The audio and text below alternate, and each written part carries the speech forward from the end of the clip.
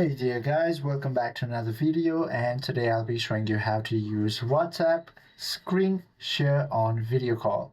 You can share your phone or computer screen during a WhatsApp video call. This feature allows you to display presentations, browse photos, or troubleshoot tech issues with a person on the other end. Now, to use this feature, all you have to do is open your WhatsApp application on your device. Now, once you do so, head to that specific conversation. Then you might want to start a video.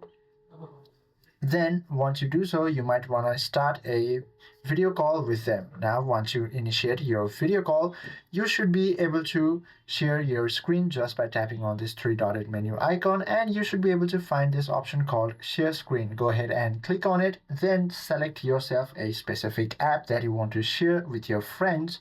And once you do so, all you have to do is tap on this next button, then select that specific application, and your screen should be shared with your friend without any hassle. I hope this video helps you out a lot. If you have any questions or queries, please do comment down below.